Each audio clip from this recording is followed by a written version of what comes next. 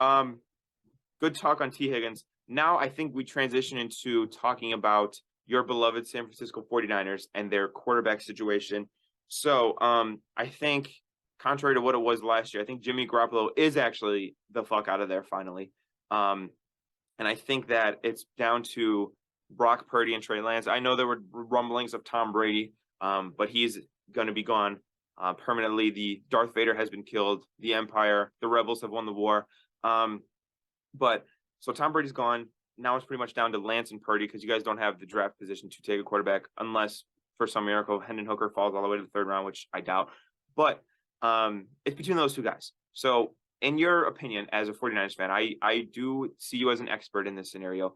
Give me your kind of rundown on Brock versus Purdy. I'm sorry, Purdy versus Lance. And did I say Brock versus Purdy earlier too? Damn it, dude. I'm a professional. I got to be better at this shit. Lance versus Purdy, and kind of how you see that battle unfolding. So the big thing is, when is Brock going to be ready? Probably not going to be ready until right before training camp. So Trey, we look at the play last year. Brock Purdy has the edge. We look at who's going to be ready, and in training camp, Trey has the clear edge. So yeah, Trey is the projected starter going into the year. Like he is. I also expect the 49ers to have 3 quarterbacks on this roster. Like I expect them to rock in with Trey Lance and Brock Purdy, and I don't think they feel confident enough in either one of those guys where they're not going to go and add someone, whether that's a veteran quarterback. Carson Wentz just got cut. They were like, could they bring him on super cheap? I don't want Carson. I was gonna Wentz say maybe like a Carson Wentz, a Sam Darnold type of guy.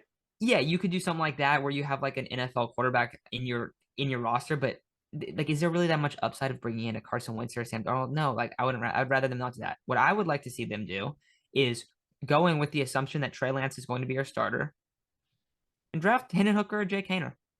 Oh. Why not? Why not? Because you said you don't think Hendon Hooker is going to be available in the third. I think he might be available day 3. So I don't think that it's going to take a lot of capital to go get him. And I think that he was like a guy that when Kyle turns on the tape, you know who he's going to really like in this class? He's going to really like Jake Haener. Have you watched too much Jake Haener? I've seen a little bit. I know you really like him. I've seen your videos on him. You talk about him a lot. Yeah, I mean, I like him like as like a 6th rounder. Like he's super undersized. He has doesn't have a lot of arm strength, but he's pretty good.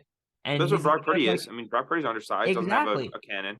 And he's really smart. His progressions are really quick. Now, keep in mind, he's playing at Fresno State. He's playing in the Mountain West, so it's not like he's playing high-end competition. But that's like how you see him. And then on the flip side for Hendon Hooker is as tough as it gets. He sits in the pocket, he lets it rip, and I think they're going to like him. So I think those are 2 quarterbacks where they could add them, and all of a sudden they have 3 guys that they're like, these guys are all young. If one of them pans out and is a really solid player, we have a huge win here. So I think that's what you do. I think Trey Lance is your projected starter. I think if Brock Purdy's back and healthy enough by training camp, I think he looked better last year. Now, keep in mind, we barely saw Trey Lance. But ideally, if you're the 49ers, what you want to have happen is I think you want to have one of these quarterbacks that you really like later in the draft fall into your lap. I think you want to take them. I think you want to keep 3 quarterbacks. And I think ideally you want Trey Lance to be your starter, because if Trey Lance is your starter, he has the most upside out of any one of these guys. So if he wins that job, because he's going to have to truly win the job and keep it and continue to win it week in and week out, that is your best case scenario. And then all of a sudden, you just drafted a guy and you just saw Brock Purdy win every single game he played all the way through it. So that's what I think happens. But I do think right now, in terms of who played better, Brock's probably your number 1. But it's going to be interesting to see how this thing shakes out. I don't think you need to make any big moves or anything like that, because Pete, you brought up Tom Brady. People have talked about Aaron Rodgers, Derek Carr. Don't do that. You don't need to do that. We've seen that the 49ers can make a lot work with a not very great quarterback room. So 2 things to ask you. A, do you think that the resources put into Trey Lance, the trading up in the draft to take him 3rd overall, benefits him in this battle? And do you think that his lack of, he hasn't played football in 3 years, pretty much. Do you think that will hinder him in terms of how confident they feel him for game situations, for game reps, type of stuff like that? 100%. He's still one of the rawest quarterbacks ever to play. Yeah. He's barely played football. He played quarterback for 1 year in high school, and then basically played 1 year in college, and then had the COVID year, and then hasn't played in 3 years. he's had the roughest development that you can see from a guy. So the biggest thing for him is getting on the field and getting some game reps in there.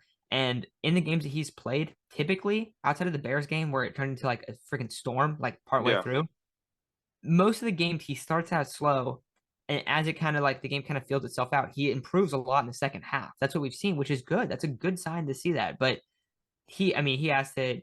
It's really about all the little things. If you just watch up the cut up of like Trey Lance's like best throws in each week, you'd be like, damn, he was balling out in this game. And then like you Yeah. look at him like, maybe not that much, but his high level throws are there. He's still Yeah. making those plays.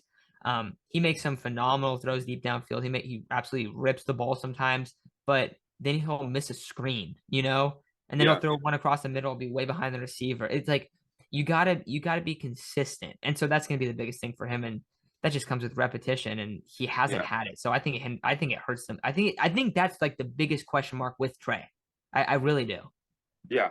So assuming both of them are healthy going into the season, you're John Lynch, you're Kyle Shanahan. Who's your week 1 starter? It's probably gonna be Trey because you got to give him a shot, and Yep. I don't think Purdy's gonna be ready. And if he is ready, he's gonna be like barely ready. So I think you're gonna probably rock with Trey for the first few weeks, and if it works good, you do it.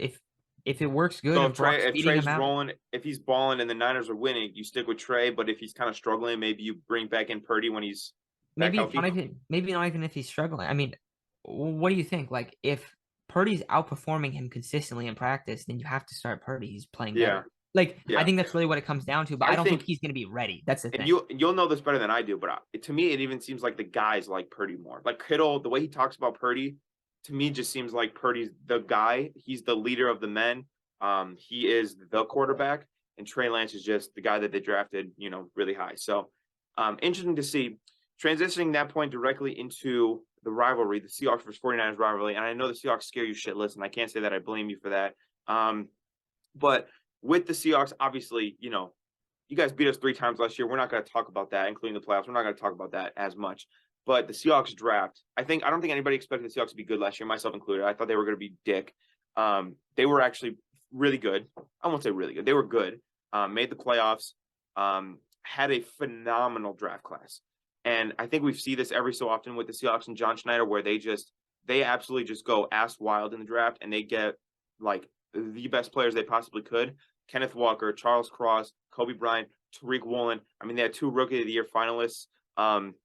So to see Seattle obviously down in the depths after trading Russell Wilson, then to climb all the way back up and be better than they were with Russell Wilson the last couple of years, how does that make you feel? How scared are you? And what kind of boogeyman scares you about Pete Carroll? I mean, I'm not really too scared about the Seahawks because, I'm like talking you shit to said, a team that just went to the NFC Championship game and like we didn't win a playoff game. So, yeah, keep that in mind. But and won 3 of the 3 yeah, matchups. went 0-3 against them. Yeah, but It's yeah, happened like a handful of times in NFL history. No, I mean the things that would make me a lot more concerned is like I feel like the Seahawks lack like they need a couple more stars.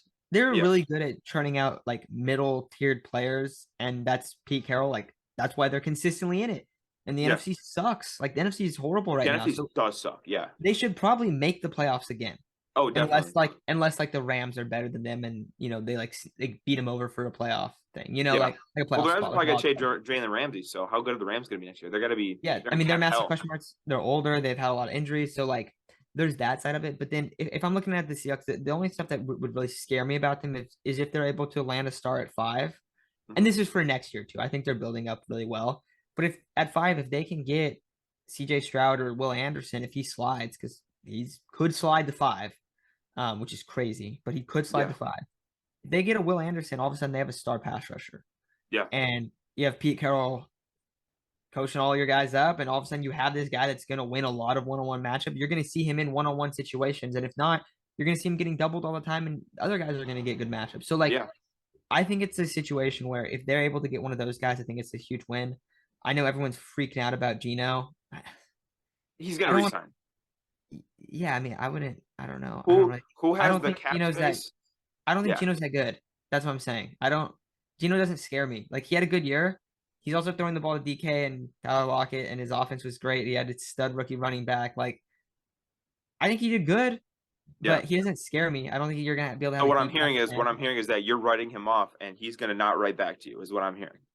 Yeah, I mean, what he had 1 year, and what like how?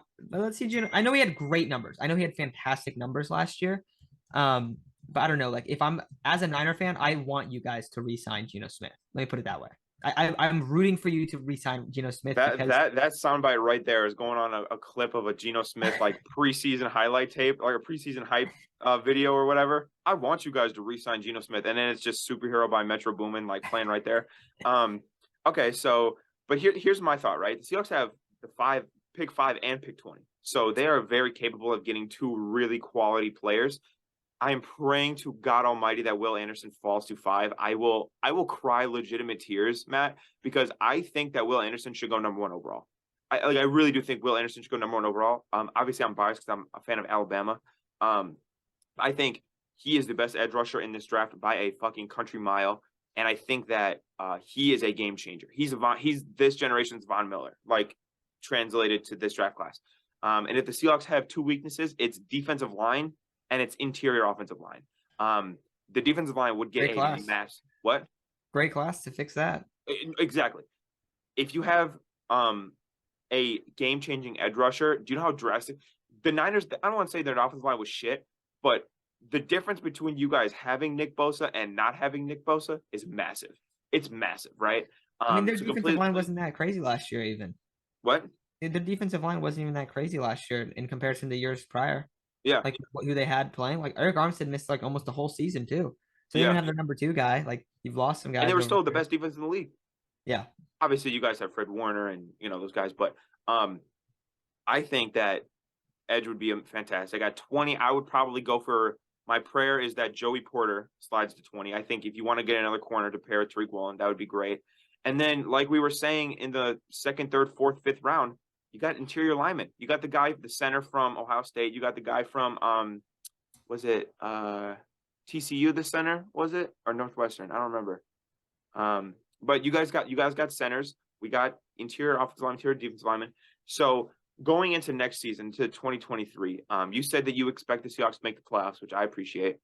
I expect I guess the 49ers. I don't know if I would expect them. I think that's the team's expectations. You know what I Okay. mean? Oh, Like, okay. Yeah. So I think it's hard to see because I so the want to see Seahawks what expect the Seahawks to make the playoffs. I think it's hard to tell like what the NFC teams are going to look like before free Yeah. agency. So Okay. that's the only thing. Okay. All right. So in terms of kind of how the NFC playoff picture shakes out, just thinking about it briefly, I think the Eagles and the Niners pretty easy 1 and 2. The Cowboys are probably at 3, and then my guess would be the Panthers win the South if we're thinking about it logistically. I don't know. I don't know if you could tell who's going to win the South. Well, if Yeah, they get, you got to see. Yeah, the Bucks aren't. Maybe, but it depends. Like it's The so Bucks hard are to so tell. dude. The Bucks are gonna have the first overall pick next year. Like they're so bad. They might also sell like heavy. Oh yeah, dude. The only quarterback they have under contract right now is Kyle Trask. They roll in the season with Kyle Trask. They're not good. But I think the Seahawks can be one of the 3 wild card teams. I mean, I won't see that being as unlikely. And then seeing us in the playoffs has been not a good recipe for you guys up until recent years. But that's whatever. But so very excited. I'm actually very excited to play the 49ers again next year. I think having such a good team in your division like the 49ers is a great test of where your team's at, because I remember earlier in this year, it was like the middle of the season, the Seahawks were on a little bit of a win streak, and I was like, oh fuck yeah, like the Seahawks, like they're cooking, like they're a top team in the NFC. And then we played the Niners and we got humbled. So I think playing a great team like the 49ers or playing any great team in your division is a great litmus test to see how good you are. Like if you're actually that guy, like the Raiders played the Chiefs earlier in the year. The Chiefs beat them. So it's like, okay, Raiders aren't there yet. You can have other teams like the Chargers and the Chiefs play. The Chargers were pretty close. So maybe the Chargers were pretty close to being a good team. But I would like to use the 49ers as kind of a litmus test to see where the Seahawks are at. So I look forward to the rivalry next year. Do you want to say any other inspirational quotes that can be used against you if the Niners choke next year, or are you done with the sound bites for today? I'm good on the sound bites, but yeah, I don't know about. I mean, the Geno one. That's just how I feel. Like, Yeah.